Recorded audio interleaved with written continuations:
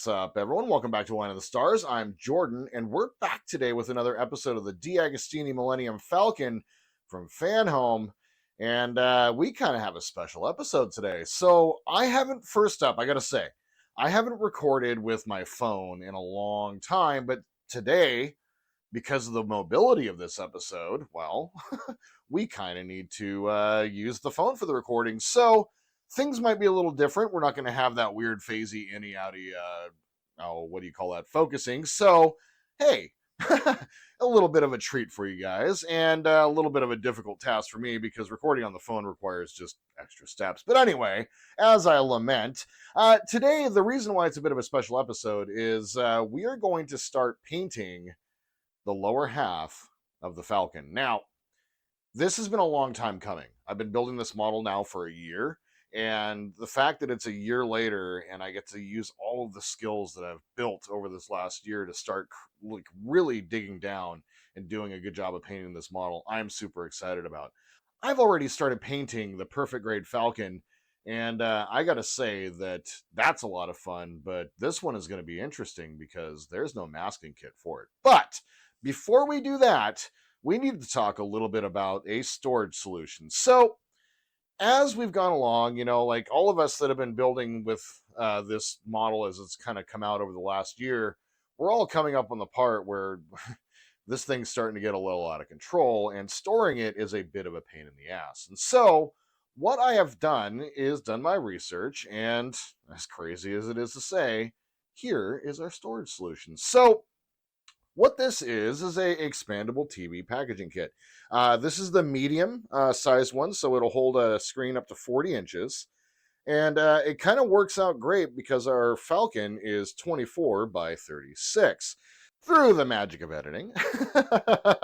As you can see, it's going to be kind of difficult to do with one hand here, but it has an expandable inner spot or inner slot, right? And so we're able to take the box and separate the pieces. Now, there's some foam inside that's good you can use to support the model if you'd like. I chose to not use these, but basically, we have a smaller inside box and then a larger outside box, and there's little foam bits. We haven't gotten around to building the top half of the Falcon just yet, but this is going to be the box for the top half. But this box was at our local Uhaul store. I think it was $20, $21 after tax, and obviously we have a high tax rate here, so I think they're like $19.95 plus tax or whatever. And so yeah, I was able to pick up two of these for roughly around $44 or so with tax, and this is the perfect solution for storing your Falcon. Now, the reason for that is we want to be able to store it in a strong enough container, but not have that container cost an arm and a leg. I'll just be real. Every storage solution that I've looked for has been, in the $40 to $50 range just for one storage tote, storage container, and they're still not going to be as mobile and as useful as this. This has built-in handles into the top so that you can carry it from the sides, from the top. Like for this, you're definitely going to want to carry it from the top.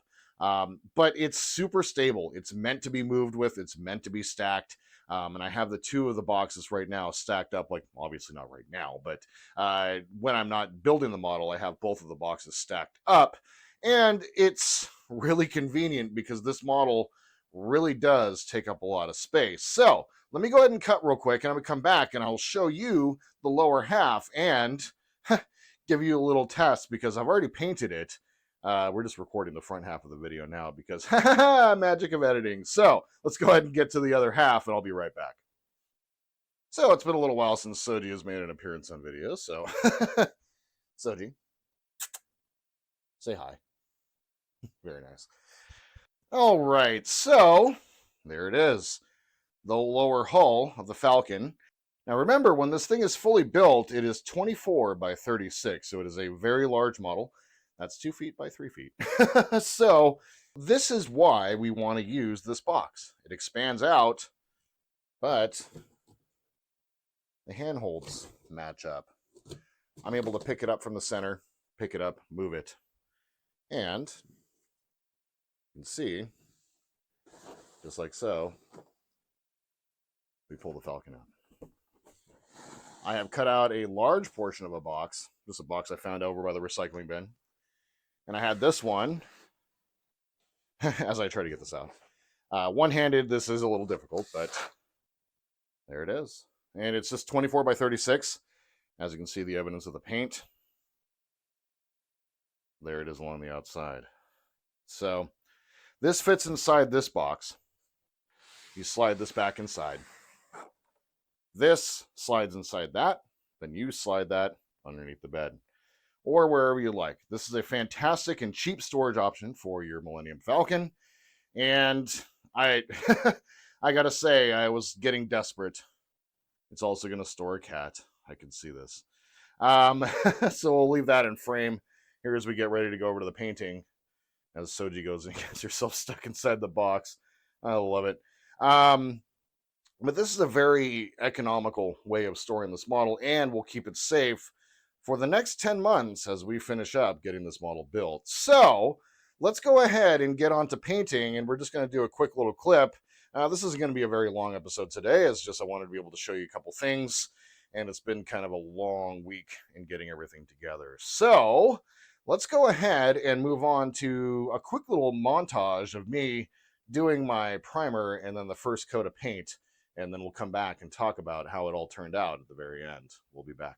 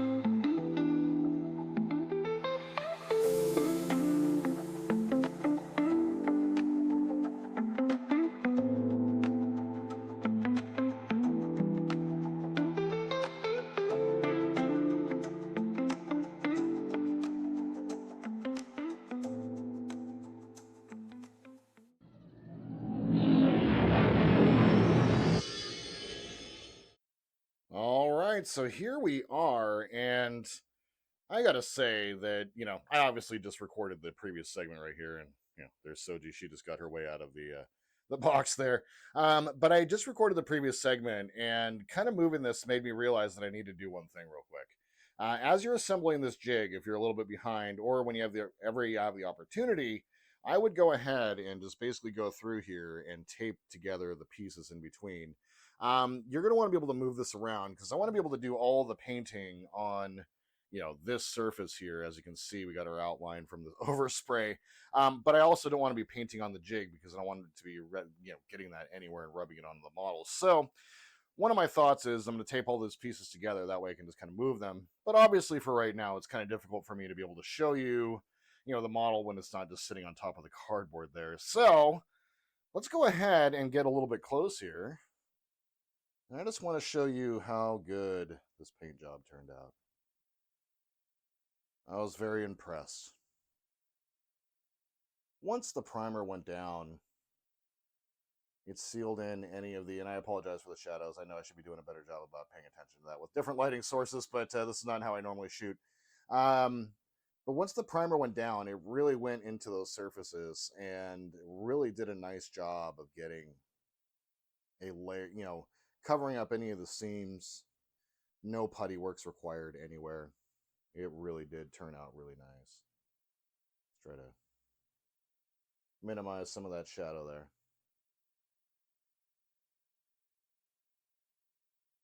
There we are. It did turn out really, really good. Went ahead and extended the arm a little bit, so I'm a little further away and a little bit further away from the light source, but covered up the nice painting that they did for us there. Yeah, this is a better angle for shooting this. I'm learning things, you guys. There that is. Everything turned out really, really good. Like all the work you do to cover up the seams right here looks all completely natural. Very pleased. The paint was perfect conditions. It was about 70 degrees, probably about 50. I was probably say about 70% humidity, something like that, somewhere in that neighborhood. Maybe less. I don't know. But the paint just went down perfect. This took 2 cans of the Tamiya Fine Primer as I exhausted my supply of the Mr. Surfacer 1500 on the Perfect Grade Falcon. So I used the Fine from Tamiya and it went on perfectly. 2 cans of that. And then this took about 4 cans of AS20 to really get a really nice coverage on there. I only showed the first coat. But I wound up doing 3 total coats just to make sure I got from all angles and all surfaces. I didn't really have any clouding or any dusting with the paint. It all turned out very, very nice. I'm very pleased with this whole process. And so, as I kind of zoom out here a little bit and get the whole model into frame, and I hold the camera at a very funny angle. There we go. On my bed. Because this is like one of the few places where it can actually fit. But for the next episode, we're going to be coming in and we're going to go ahead and get all of our colors down. So we're going to be getting our rust color, our dark gray, and our light gray. And then we're going to be getting the pale yellow put on there as well. There's only a couple of panels on the bottom that have the pale yellow. But we're going to get all that taken care of. And then from there, we're going to go ahead and start a little bit of assembly again as we have some more greeblies to put on. And we need to do a little bit of painting on our thrust vector plates.